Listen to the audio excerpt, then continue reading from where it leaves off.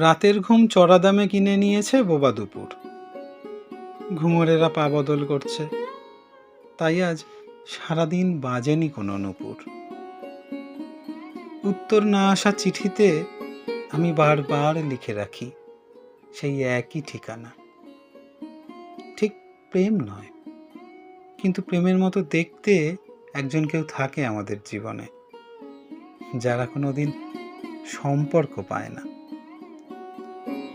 মুছে ফেলাটাও একটা শিল্প, সাড়া না দেওয়া একটা নীরব প্রতিশোধ। হয়তো এতদিনে মনের যানজট কাটিয়ে উঠেছ, তবুও তো ফিরলে না। তবে কি এখনো ওঠেনি অবরোধ? পাশ ফিরে শুলে কি অভিমান চলে যায়?